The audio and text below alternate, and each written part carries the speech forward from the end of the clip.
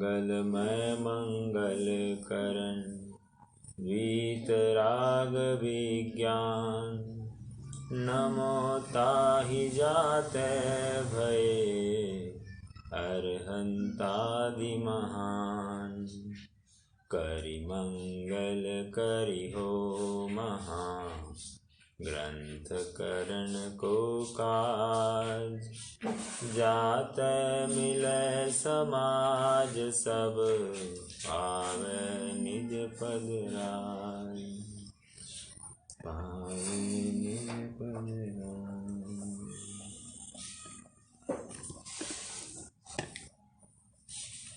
Abraham Lincoln का एक बहुत ही जाना माना स्टेटमेंट है,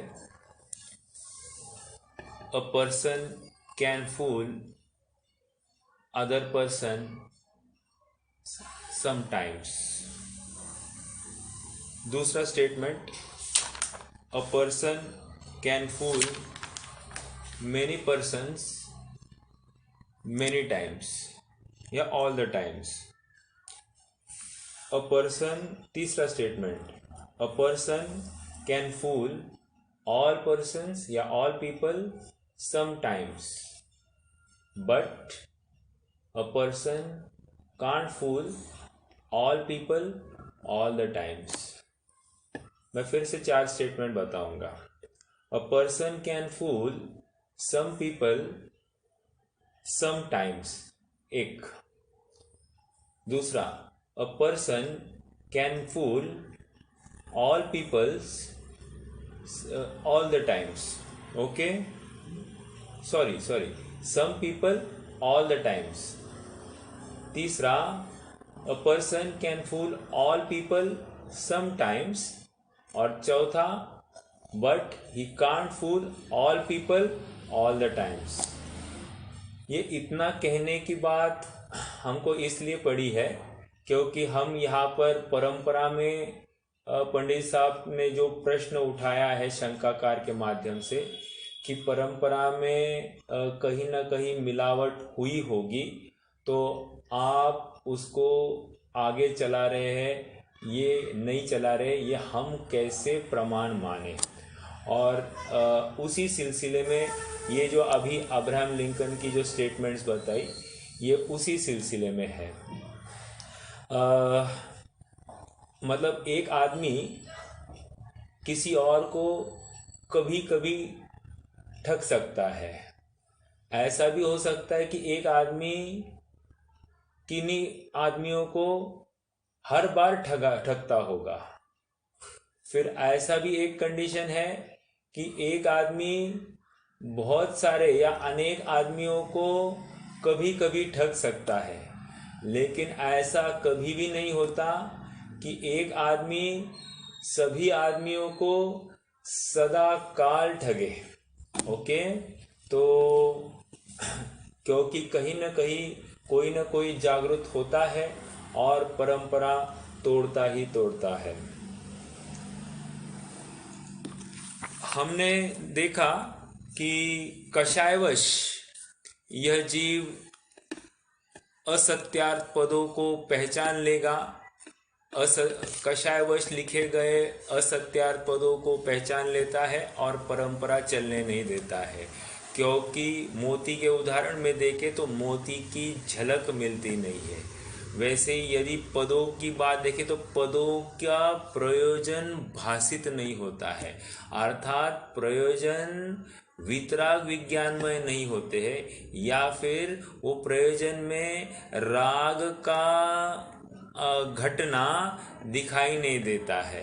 तो या राग का अभाव क्या है यहाँ पर,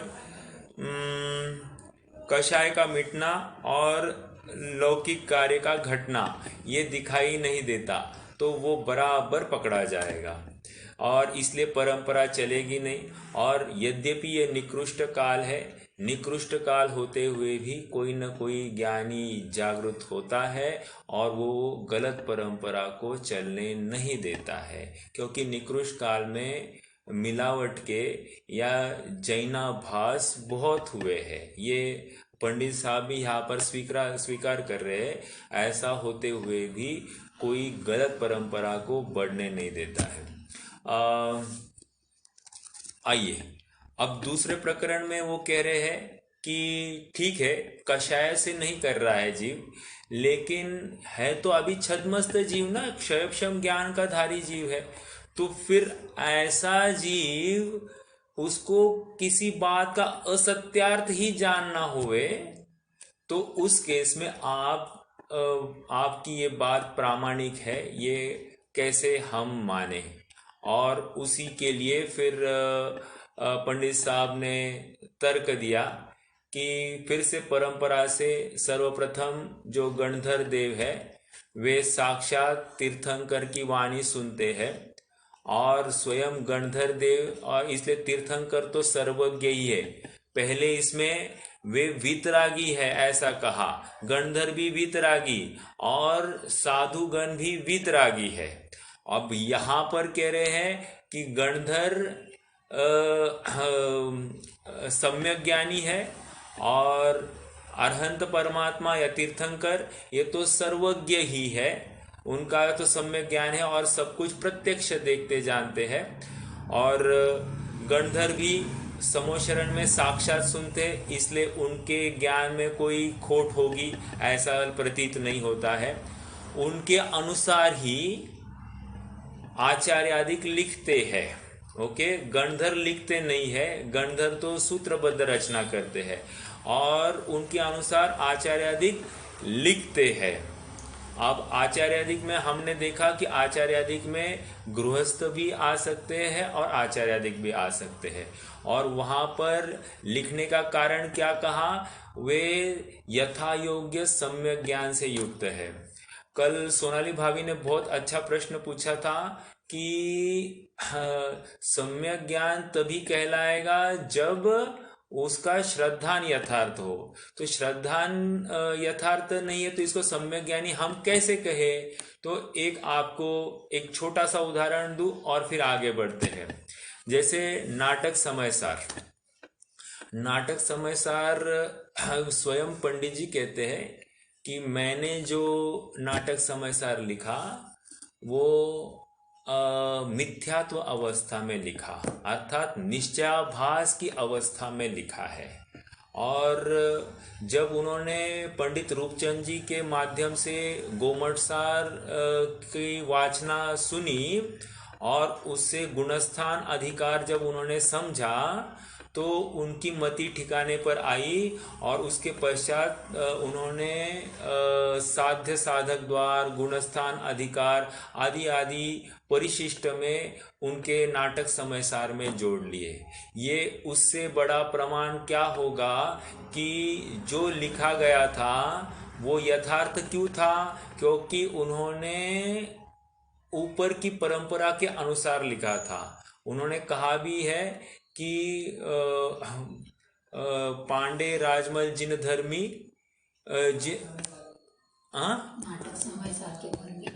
पांडे राजमल जिन धर्मी नाटक समयसार के मर्मी।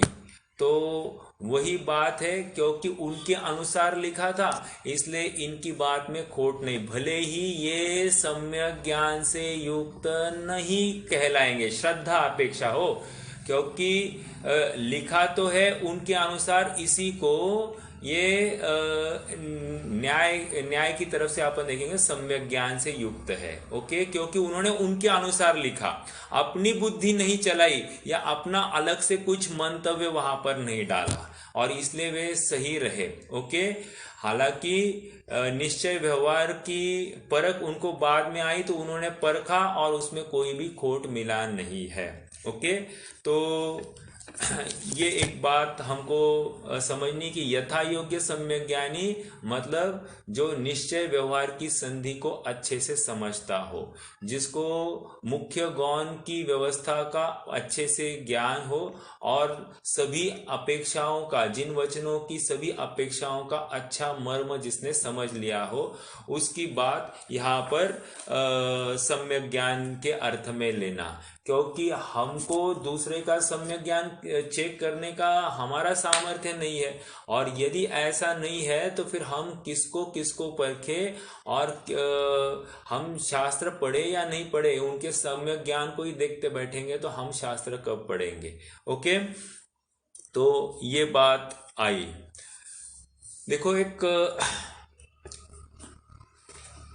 दुकानदार सच्चा वही होता है जो ठगता भी नहीं है और ठगाया भी गया नहीं हो। दो बातें कही। दुकानदार कौन सच्चा है? जो ठगता नहीं है और ठगाया भी नहीं गया हो।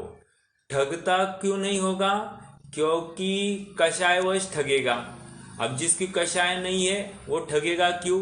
इसलिए वो अच्छा है, कषाय की अपेक्षा उसमें राग द्वेष नहीं पाया जा रहा है। और ठगाया नहीं गया है अर्थात अज्ञानता में वो ठगाया जा सकता है, तो वो अज्ञानी भी नहीं है, इसलिए भी दुकानदार ठगाया नहीं जा सकता। तो ऐसा जो दुकानदार है वही यथार्थ दुकानदार है। तो हमारे सर्वज्ञ परमात्मा जो है या अरहंत परमात्मा है, वे वितरागी भी है और सर्वज्ञ भी है। अर्थात वितरागी है अर्थात ठगते नहीं है, और सर्वज्ञ है मतलब ठगाए नहीं जा सकते। और गणधर देव भी ठगते नहीं, ठगाए नहीं जा सकते, क्योंकि चार ज्ञान के धारी है और सम्यक ज्ञान से युक्त है। और वितरागी एक देश वितरागी भी हुए हैं, तो इसलिए वे भी ठगते नहीं है और ठगाते नहीं है। और उनके अनुसार ही ग्रंथ लिखने वाले भी, वे भी ठगते नहीं है और ठगाए भी जाते नहीं है। इसलिए यहाँ पर पॉइंट नंबर 1 में हमने ये समझा कि परंपरा के अनुसार ही लिखा जाता है, यथा योग्य सम्यक ज्ञानी ही लिख सकता है।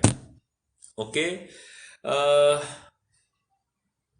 दूसरा पॉइंट पढ़ते हैं। दूसरी बात मिल रहा है पेज नंबर 13। पेज नंबर 13 पर समाधान में दूसरी बात यह है कि जिन पदों को स्वयं ज्ञान न हो उनकी तो वह रचना करते ही नहीं।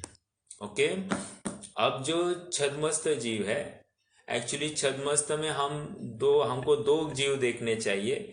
एक तो क्षयोक्षम ज्ञान से युक्त जीव और एक तो औदैहिक अज्ञान से युक्त जीव। तो ये दोनों को देखना है, लेकिन हम दोनों को क्लब करके हम उसकी चर्चा करेंगे। फिर से देखते हैं। दूसरी बात यह है कि जिन पदों का स्वयं को ज्ञान न हो उनकी तो वे रचना करते ही नहीं।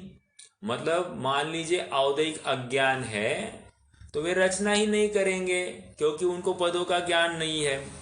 और जिन पदों का ज्ञान हो उन्हें सम्यक ज्ञान प्रमाण से ठीक गूंजते हैं। सम्यक ज्ञान प्रमाण से मतलब क्या?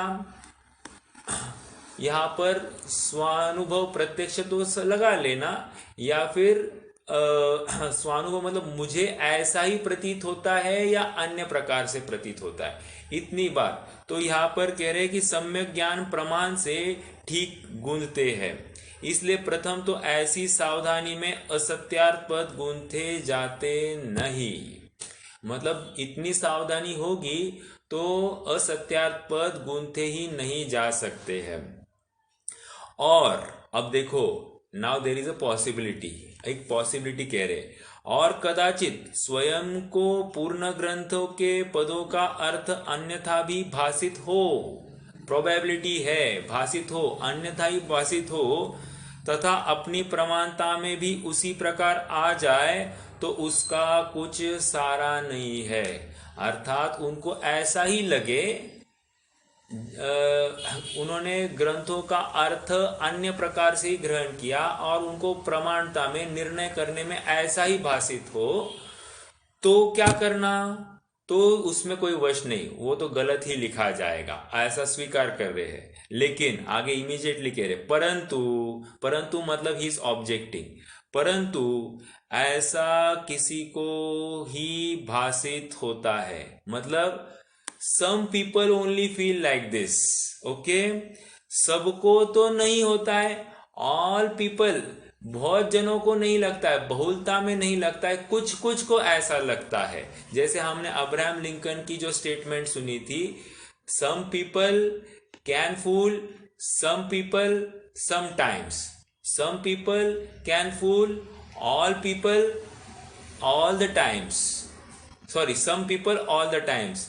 तीसरा statement, some people can fool all people sometimes and some people can fool can't fool all people all the times.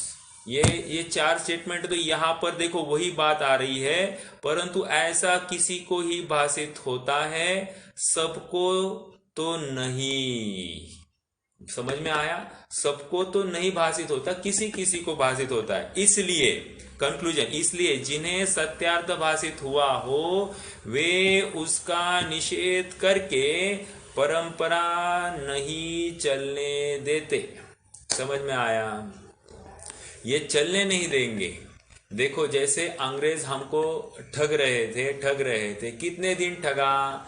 100 साल, 150 साल ठगा। ओके, 150 साल के बाद में चल सके क्या? नहीं चल सके।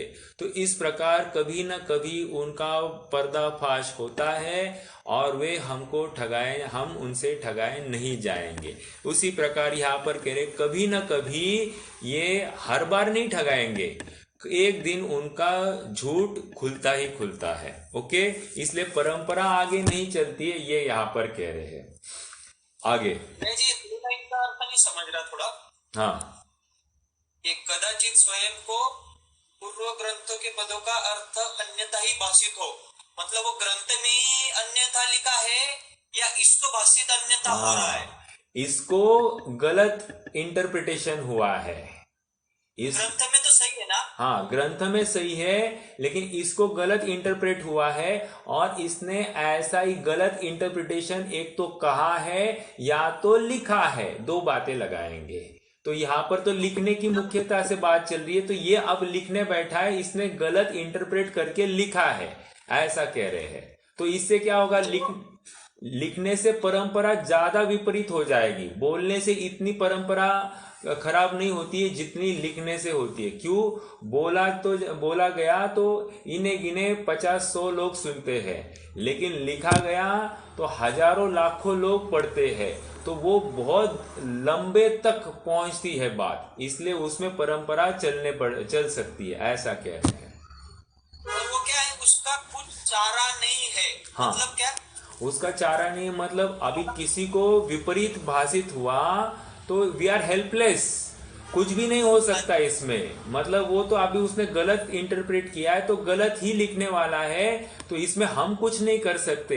हाँ, मतलब वो लिखा तो वो गलत ही जाएगा, लेकिन कोई ऐसा पारखी होगा जो इसको परख लेगा और उसको, उस परंपरा को आगे चलने नहीं देगा।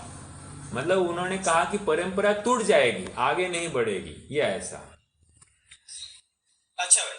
ओके भैया, हाँ बोलिए ना। हाँ, ये यहाँ पे जो है दूसरी बात है यहाँ की, जिन पदों का स्वयं को ज्ञान न हो तो उनकी वे रचना नहीं करते। तो जिन पदों का यानी जिन वचनों का है क्या ये? नहीं, जिस मतलब जिस हाँ, विच एवर ओके ओके, ठीक है। ओके, हाँ ठीक है, चलिए आगे बढ़ते हैं। अब ये कह रहे हैं कि अब ये जो ग्रंथ लिखे जाते हैं, दो प्रकार के ग्रंथ लिखे जाते हैं, एक तो प्रयोजनभूत और एक अप्रयोजनभूत। प्रयोजनभूत मतलब क्या है? प्रयोजनभूत मतलब जितने भी द्रव्यान योग के ग्रंथ है, 6 द्रव्य 7 तत्वों का जहाँ पर निरूपण है या न्याय की जहाँ पर चर्चा है, ये सब प्रयोजनभूत में आते हैं। तो प्रयोजनभूत में तो इसकी गलती से भी गलती नहीं होगी, लेकिन अप्रयोजनभूत में गलती हो सकती है, क्योंकि वो केवल ज्ञान गोचर बात होती है, तो इसमें गलती हो सकती है निरूपण में। लेकिन अप्रयोजनभूत में अगर असत्यार्थ भी बोला जाए तो इससे सामने वाले का बुरा नहीं होता है, मगर प्रयोजनभूत में अगर असत्यार्थ बोला जाए तो सामने वाले का बुरा हो सकता है। ओके, आइए पढ़ते हैं थोड़ा सा। पुनश्च इतना जानना कि जिनका अन्यथा जानने से जीव का बुरा हो, ऐसे देव गुरु धर्मादिक तथा जीव अजीवादिक तत्वों को तो श्रद्धानी जैनी अन्यथा जानते ही नहीं। मतलब देर इज नो पॉसिबिलिटी कि वो ऐसा अन्यथा जाने। श्रद्धानी जैनी, ठीक है, इनका तो जैन शास्त्रों में प्रसिद्ध कथन है। और जिनको भ्रम से अन्यथा जानने पर भी जिन आज्ञा मानने से जीव का बुरा न हो, ऐसे कोई सूक्ष्म अर्थ है, उनमें से किसी को कोई अन्यथा प्रमाणता में लाए तो भी उसका विशेष दोष नहीं। इसका थोड़ा सा इलैबोरेशन करते हैं। देखिए, मैं थोड़ा सा एक उदाहरण खड़ा करता हूं। देखिए, एक डॉक्टर है। डॉक्टर ने प्रतिज्ञा की है कि मैं सभी रोगियों को मैं बचाऊंगा, मैं किसी को मारूंगा नहीं, ऐसी प्रतिज्ञा की है। लेकिन गलती से डॉक्टर का थोड़ा सा प्रैक्टिस अभ्यास तो अच्छा है, लेकिन उस फ्रैक्शन में उसकी इंटरप्रिटेशन थोड़ी सी अन्य प्रकार से हुई, तो हो सकता है कि किसी रोगी का निधन हो सके। तो उसके निमित्त से एक आदमी का तो बुरा हुआ। ओके। दूसरी बात है, मान लीजिए कोई बस ड्राइवर है, वो तो गाड़ी अच्छे से चलाना जानता है, लेकिन मान लीजिए किसी काल में उसको अभ्यास कम हुआ और चलाते चलाते वो थोड़ा सा चूक गया और चूकने से गाड़ी का एक्सीडेंट हो गया। तो इसमें हो सकता है कि बस में जितने लोग हैं उनका बुरा हो जाए, मान लीजिए 20-25 लोगों का बुरा हो।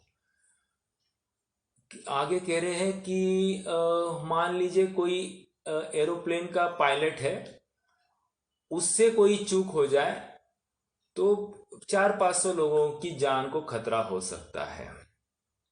लेकिन यहां पर कह रहे हैं ये तो बहुत छोटे छोटे हादसे है। मान लीजिए ऐसा कोई तानाशाह है जो किसी विपरीत सोच को लेकर अनेक लोगों का घात करता है। हिटलर जैसा कोई तानाशाह होगा, उसने कहता है कि लाखों लोगों को उसने मार दिया, 10 लाख कुछ लोगों को मार दिया, 3 महीने में 10 लाख लोगों को मारा। तो कह रहे हैं कि ऐसा भी हो सकता है, लेकिन 10 लाख तक ही मारा, ज्यादा नहीं मारा। लेकिन यहां पर कह रहे हैं कोई विपरीत शास्त्र अगर लिखा जाए तो उस विपरीत शास्त्र से अनंत जीवों का अनंत बार बुरा होने वाला है। और इसीलिए ऐसे शास्त्र तो श्रद्धानी जीव तो लिख ही नहीं सकता। मतलब विपरीत आशय वाले जो शास्त्र है वो श्रद्धानी जीव तो लिख ही नहीं सकता। यदि उसको पद का अर्थ अन्यथा यथार्थ रूप से भाषित नहीं होता है तो वो शास्त्र लिखने का उद्यम करता ही नहीं है, और जो करता है वो तीव्र कषायवश करता है। आइए थोड़ा सा इस फिर से यहाँ पर देखते हैं। जिनको अन्यथा जानने से जीव का बुरा हो, तो बुरा मतलब बहुत बुरा होने की बात है, क्योंकि आप पेज नंबर 11 पर आए थे ना, महाबुरा हो। क्या है?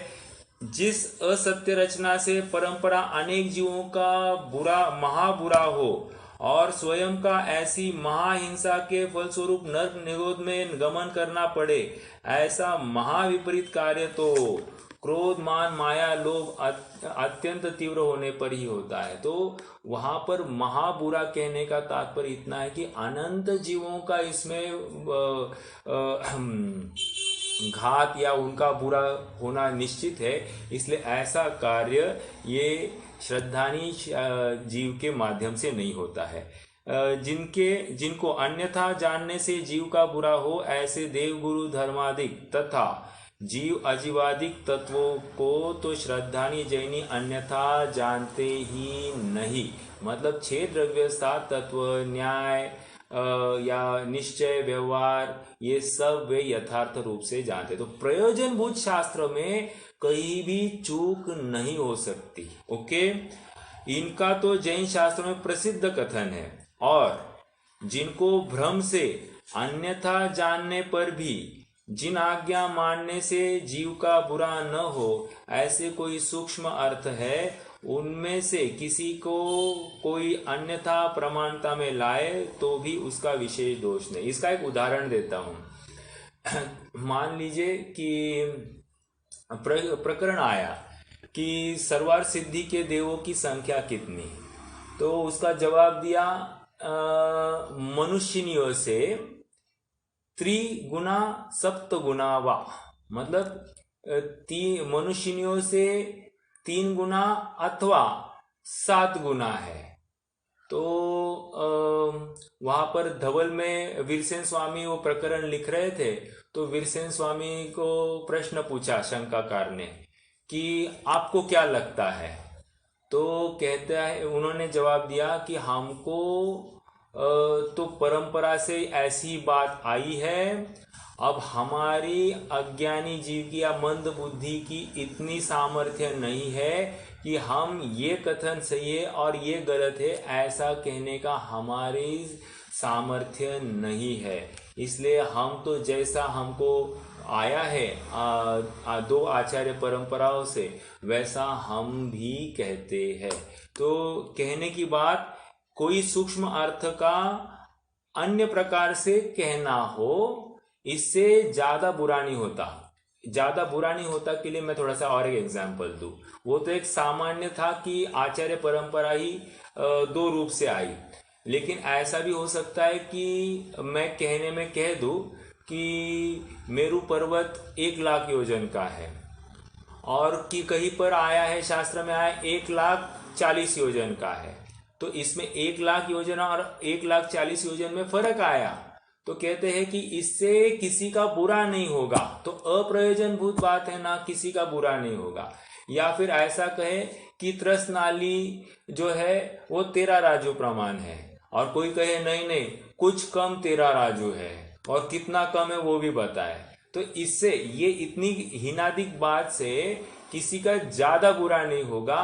तो अप्रयोजनभूत बातों में इतना तो चलता है, अर्थात इससे किसी के सम्यक्त्व में भी बाधा नहीं आएगी, ना कहने वाले के ना सुनने वाले के। 2 बातें कह रहा हूं, मतलब प्रयोजनभूत बातों में अगर कुछ हेरा फेरी हुई है तो उसमें तो स्वयं का सम्यक्त्व तो दांव पर है ही है, लेकिन साथ साथ जितने भी पढ़ने वाले हैं उन सबका सम्यक्त्व दांव पर लगाया है। और अप्रयोजनभूत बातों में ऐसा है कि कम ज्यादा भी लिखा गया गलती से, जानबूझकर नहीं, तो उसमें भी अपना भी सम्यक्त्व सुरक्षित और सामने वाले का भी सम्यक्त्व सुरक्षित ही रहेगा। और इसके लिए उन्होंने गोमटसार के गाथा नंबर 27, जीवकांड गाथा 27 को उद्धृत किया है। सब पढ़ते हैं। सम्मा इट्ठी जीवो उवैठम पवयनम च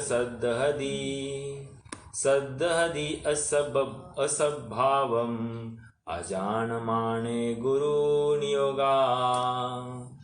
अजान माने गुरु नियोगा, अजान माने मतलब अज्ञानता से, गुरु नियोग से इसको ऐसा ही मालूम पड़ा है, तो इसलिए क्या है, सम्मा इट्ठी जीवो, वो सम्यक दृष्टि ही जीव बना रहेगा। देखो अर्थ देखते, सम्यक दृष्टि जीव उपदेशित सत्य वचन का श्रद्धान करता है, और अजानमान गुरु के नियोग से असत्य का भी श्रद्धान करता है, ऐसा कहा है। इन द सेंस वो असत्य का भी श्रद्धान करे तो भी बाधा नहीं है, लेकिन कौन से असत्य का, अप्रयोजनभूत बात में ही चलेगी। प्रयोजनभूत में तो कुछ भी नहीं चलेगा, उसमें तो थोड़ी सी भी खोट, मिथ्यात्व। ओके, तो ये यहां पर इसका अर्थ समझना। आगे बढ़ते हैं। पुनश्च हमें भी विशेष ज्ञान नहीं है, और जिन आज्ञा भंग करने का बहुत भय है। कोई प्रश्न करेगा इनको अरे आपको ज्ञान नहीं है तो आप लिखते क्यों हो? ओके, तो लोग हंसेंगे।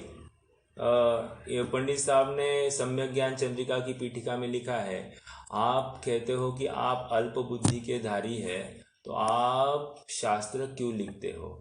लोग हंसेंगे, अगर आप चूकेंगे तो लोग हंसेंगे। तो उन्होंने कहा कि ज्ञानी तो नहीं हंसेंगे, वे तो हमारी चूक सुधार कर वे पढ़ लेंगे। अज्ञानी ही हंसेंगे, कसाई लोग ही हंसेंगे, ज्ञानी तो हंसते नहीं है। सज्जन की रीति नीति है कि वे किसी के गलती पर हंसते नहीं है। दूसरा फिर प्रश्न किया, ये पहले ही किया था कि आपको अगर आचार्यों ने कही बात ही आप कहने वाले हो, तो फिर आप शास्त्र क्यों लिख रहे हो?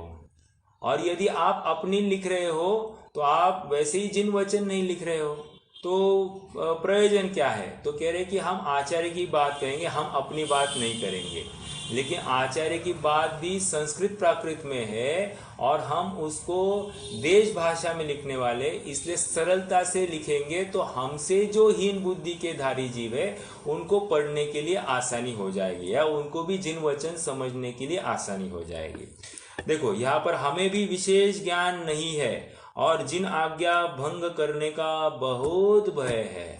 मतलब हम हमारे निमित्त से किसी का बुरा हो ऐसा हम स्वप्न में भी नहीं चाहते हैं।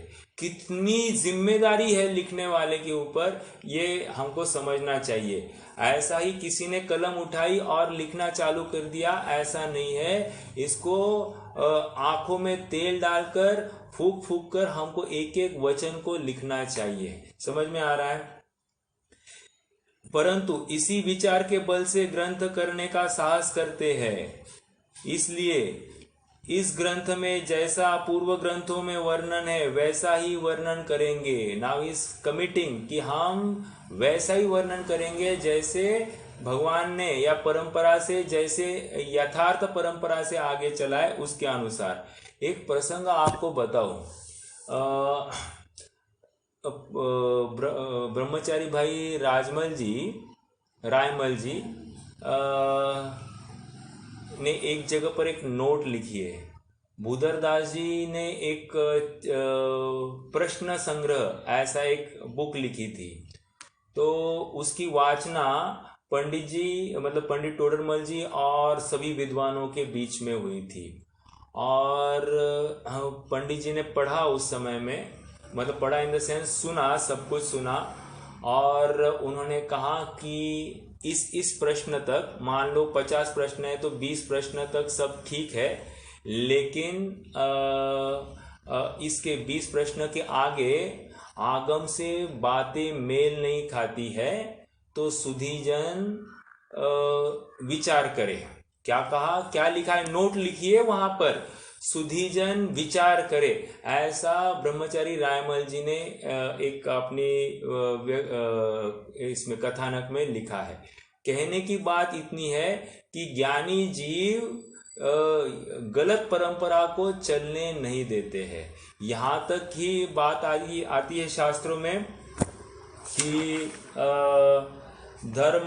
धर्मनाशे क्रिया ध्वंसे, एक छंद आया है, धर्मनाशे क्रिया ध्वंसे स्वसिद्धांतार्थ विप्लवे। मैं अर्थ बताऊंगा। अपृष्टेरपि वक्तव्यम तत्स्वरूपो प्रकाशने। क्या है अर्थ इसका? धर्मनाशे क्रिया ध्वंसे, धर्म का नाश होने का कोई प्रसंग हो, या सिद्धांत में ही कोई खोट डाल रहा हो, तो उस समय क्या करना? अपृष्टेरपि वक्तव्यम, बिना पूछे ही खड़े हो जाना, और तत्स्वरूपो प्रकाशन है, और यथार्थ स्वरूप का प्रकाशन कर लेना। ओके, वहां पर आप चुप नहीं बैठना। ये कह रहे हैं ये जिम्मेदारी हमारी है कि हम गलत परंपरा को आगे बढ़ने नहीं देंगे। देखो, एक देशभक्ति का गीत है लाए है तूफान से कश्ती बचा के। अब मैं थोड़ा सा चेंज करूंगा। जिन धर्म को रखना मेरे बच्चों संभाल के। हाँ, तो हम लाए हैं तत्वों को, चलो जो कुछ है। मैं तो थोड़ा सा चेंज कर दिया मैंने उस सेंटेंस में। क्यों चेंज किया? क्योंकि आज तक जितनी तकलीफों से चलती आई है ये परंपरा हमारे हाथ में आई है, इसको अब हम संभाल कर रखें और संभाल कर हम पास ऑन करें अपने आने वाली जनरेशन को, या हमारे सभी में हम शेयर करें। ये हमारी जिम्मेदारी बनती है। यथार्थ की ही बात करें, अयथार्थ की बात नहीं करेंगे या उसको बढ़ावा नहीं देंगे।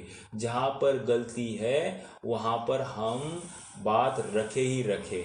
क्या प्रयोजन है, क्यों करना है, ये सब बातें हैं। तो जहाँ संभव है अपन बोले। ओके, ठीक है। हाँ देखो, उसमें और नीति के वचन बहुत सारे हैं कि सीख न दीजिए बानरा, ये दूसरी बात है। मतलब तीव्र कषायवान को तो कभी सीख नहीं देनी है। यहाँ तो मंद कषाई हो तो उसको आप उसके साथ में शेयर करना, लेकिन तीव्र कषाई हो तो चुप बैठना, ये भी नीति वचन है।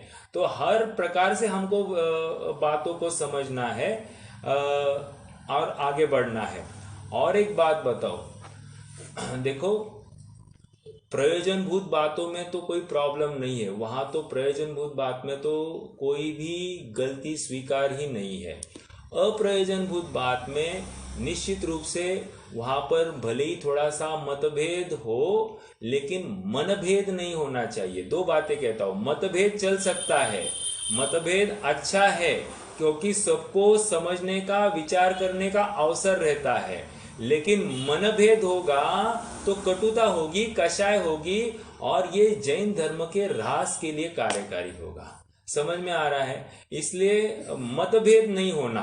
हम जैन हैं, जैनियों के प्रति हम साधर्मी जैसे या घर वालों जैसे वात्सल्य होता है वैसे सबके साथ में करें, यही हमारा कर्तव्य है। ठीक है, चलिए। पुनश्च हमें भी विशेष ज्ञान नहीं है और जिन आज्ञा भंग करने का बहुत भय है, परंतु इसी विचार के बल से ग्रंथ करने का साहस करते हैं। इसलिए इस ग्रंथ में जैसा पूर्व ग्रंथों में वर्णन है वैसा ही वर्णन करेंगे। पई कछु कहू कहीं मुनि यथा, मतलब मैं वही कहूंगा जो मेरे पूर्वाचार्यों ने कहा है, मेरे मन के अनुसार कुछ नहीं कहूंगा। देखो कितनी बार वे कमिट कर रहे हैं हमें।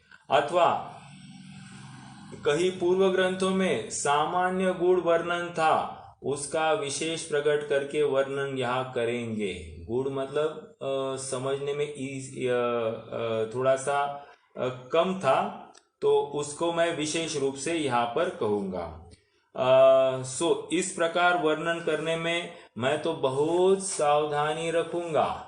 सावधानी रखने पर भी कहीं सूक्ष्म, देखो कितनी लघुता है। अब देखो, सावधानी करने पर भी कहीं सूक्ष्म अर्थ का अन्यथा वर्णन हो जाए तो विशेष बुद्धिमान हो वे उसे सवार कर शुद्ध करे, ऐसी मेरी प्रार्थना है। मतलब ही इज रिक्वेस्टिंग कि कहीं सूक्ष्म अर्थ में मेरी भूल हो जाए। मैंने तो यथार्थ ही समझा है, लेकिन सूक्ष्म अर्थ में अर्थात अप्रयोजनभूत में ही अगर कोई कमी हो जाए तो आप सुधार कर समझ लेना। ओके, इस प्रकार शास्त्र करने का निश्चय किया है।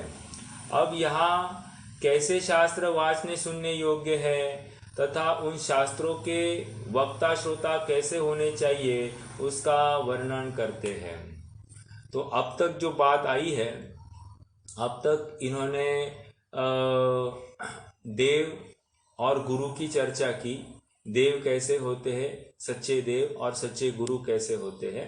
और अब शास्त्र यथार्थ, हालांकि उन्होंने अपनी बात में ये सब बात कह ही दी है कि शास्त्र हम कैसे लिख रहे हैं, जो वितराग विज्ञानता के पोषक होंगे और हम उनके अनुसार ही लिखेंगे, इतना तो कमिटमेंट कर दिया।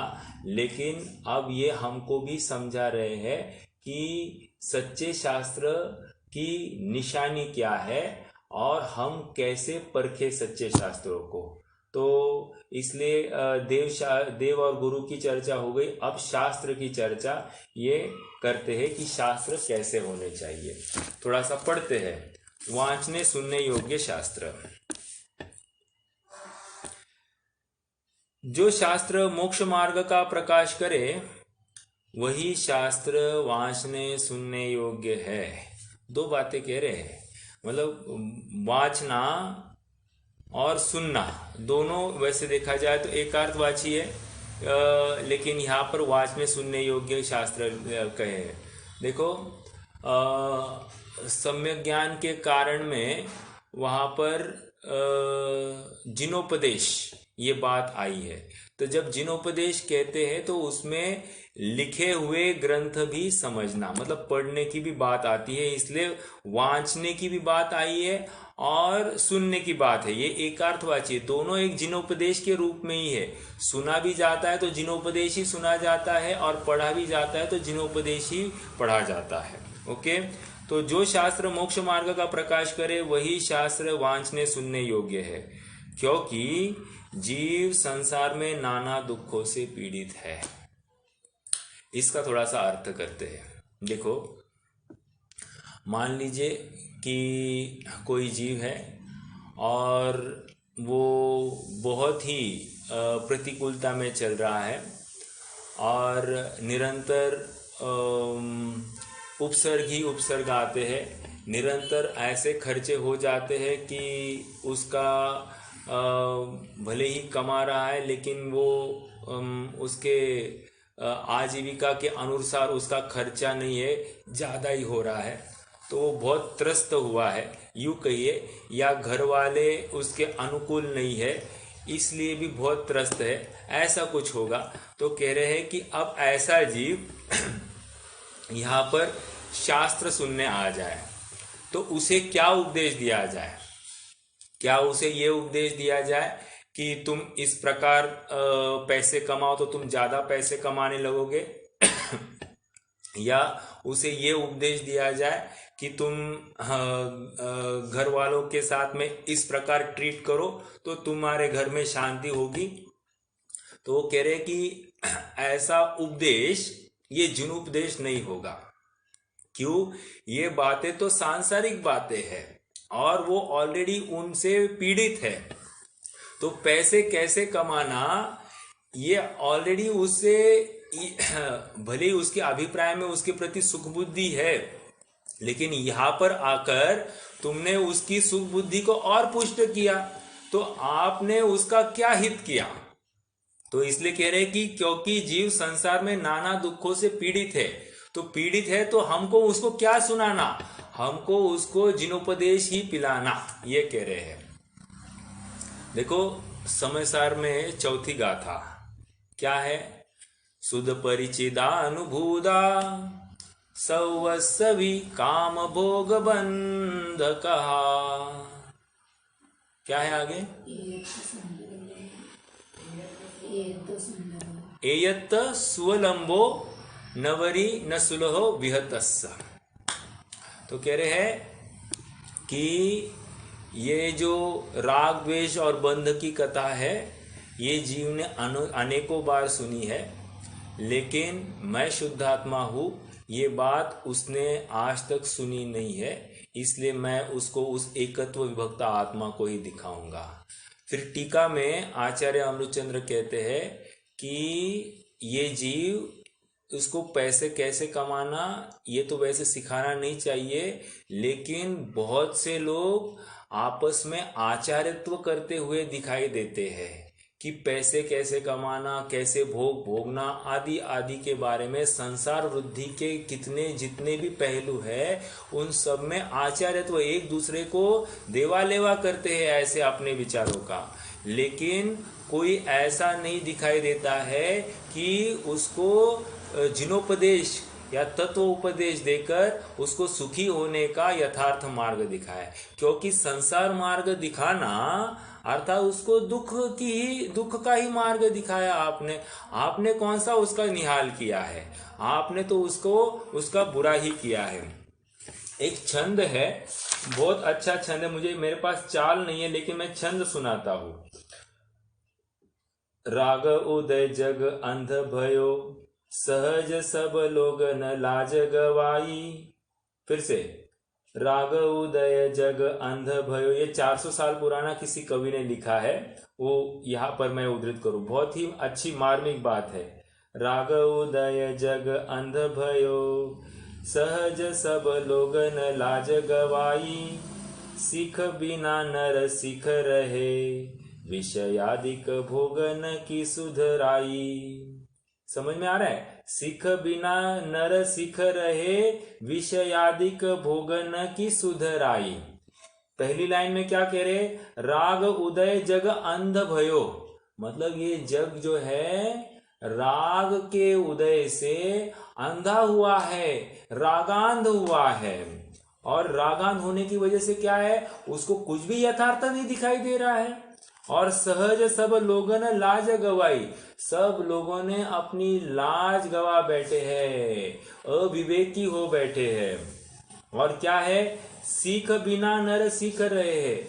अभी गलत बातें, राग को करना या विषय भोगों को भोगना, ये सिखाना नहीं पड़ता है, वो तो स्वयं सीख जाते हैं, उसमें कोई आचार्यत्व करना नहीं पड़ता है। विषयादिक भोगन की सुधराई, और विषयादिक भोगों में भी क्या सिखाना पड़ता? वे तो सब उसमें बराबर मास्टर बन जाते हैं।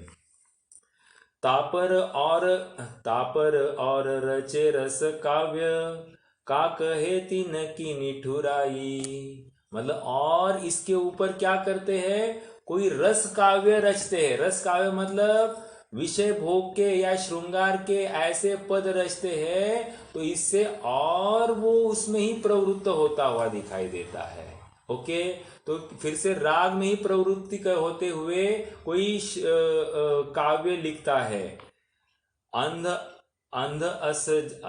असुजन की आंखियन में झोंकत है, राम राम दुहाई।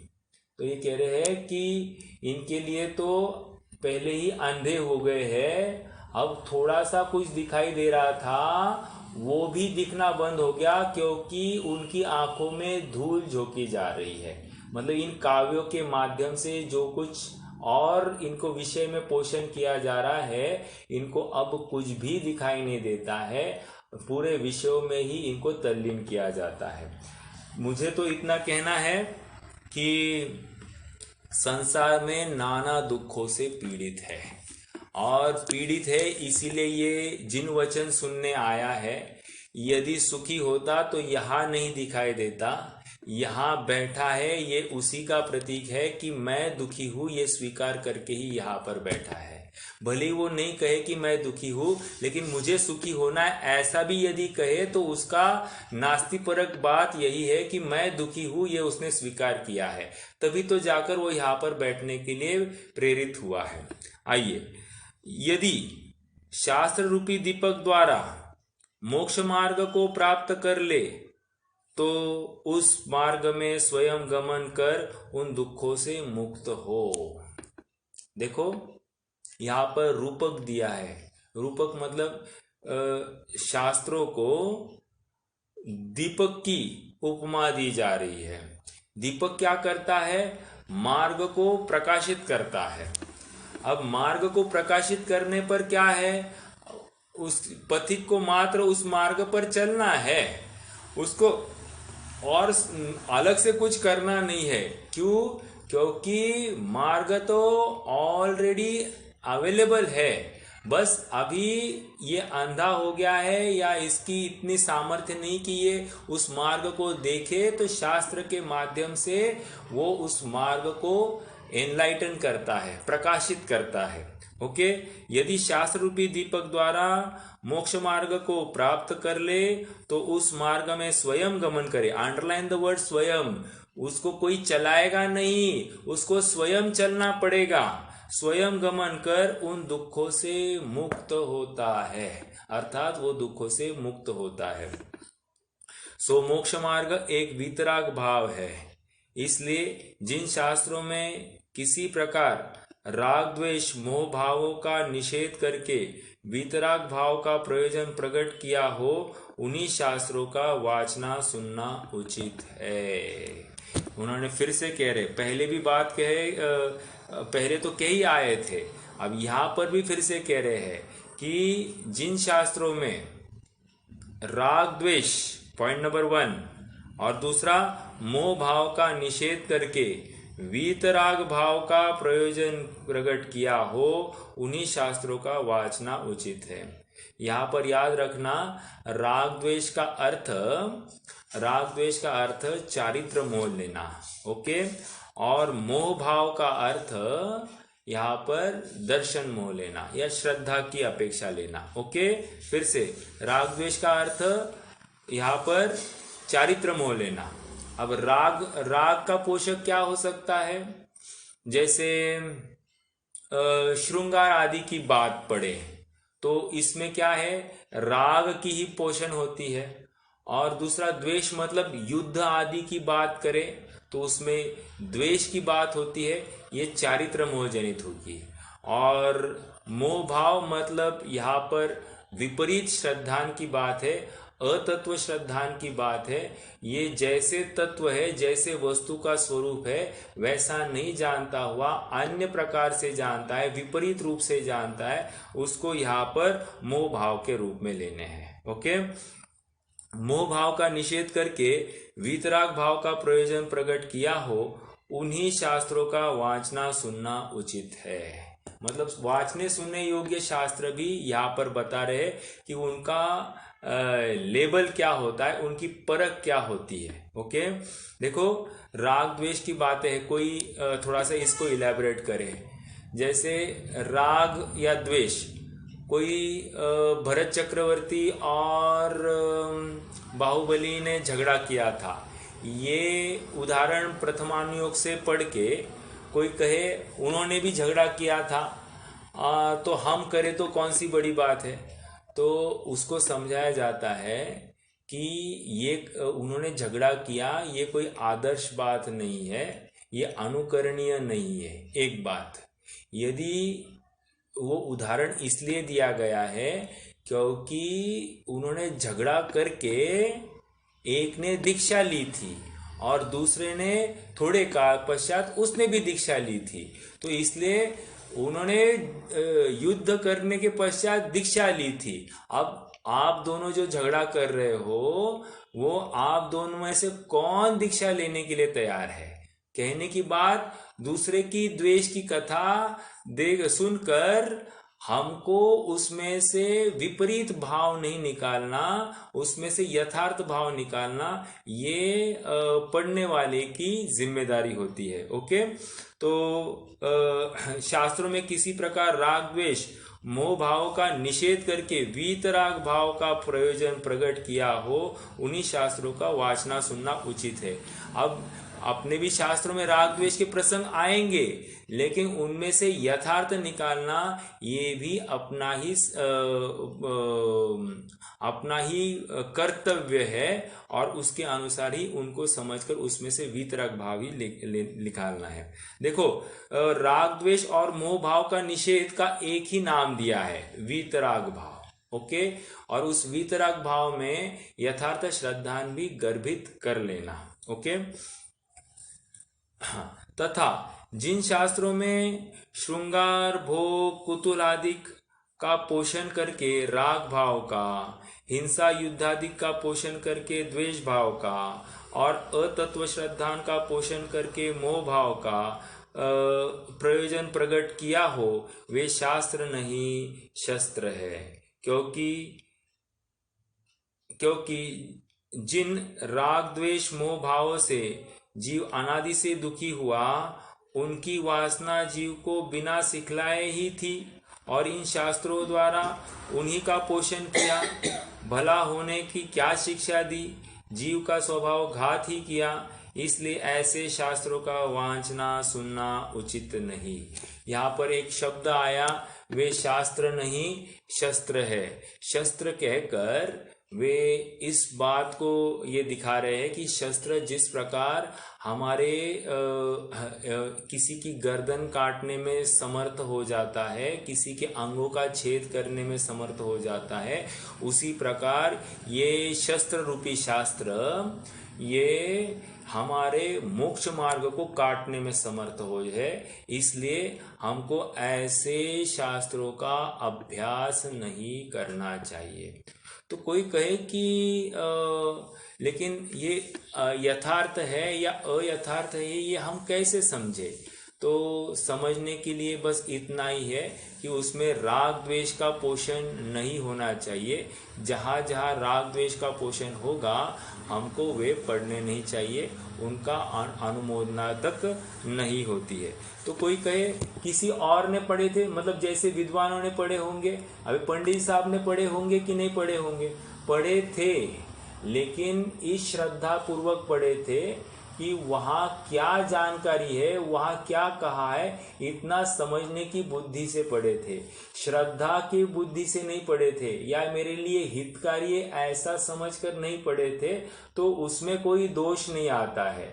लेकिन अभी हम प्राथमिक भूमिका में है, हमारी सामर्थ्य इतनी नहीं है कि वहाँ के वचनों को यथार्थ रूप से इंटरप्रेट करें, तो हमें स्खलन के संभावनाएं विशेष होती है। इसलिए हमको तो यथार्थ ही पढ़ने चाहिए। जब हमारा सामर्थ्य बने तो हम उनको पढ़े, मतलब उसमें अश्रद्धा की बुद्धि से पढ़े तो उसमें कोई विरोध नहीं आता है। ओके, क्या कहा? क्योंकि जिन राग द्वेष मोह भावों से जीव का अनादि से दुखी हुआ, उनकी वासना जीव को बिना सिखलाए ही थी और इन शास्त्रों द्वारा उन्हीं का पोषण किया। मतलब ऐसे शास्त्र पढ़कर फिर से उसको जो कोई उपाय बताए, तुम्हारा ऐसा करो वैसा करो, तुम ये मंत्र करो, तुम वो मंत्र करो, तुम आम का विधान करो, आदि आदि, तो शांति हो जाएगी। ये सब से क्या हुआ, वो ऑलरेडी उसमें ही तो उलझा था और तुम्हारे पास आकर या जिन मंदिर में आकर या जिन वचनों को सुनने के लिए आकर तुमने फिर से उसको उसी में लगा दिया और इसीलिए तुमने तो कोई हित नहीं किया, क्योंकि ये तो उसी से परिचित था।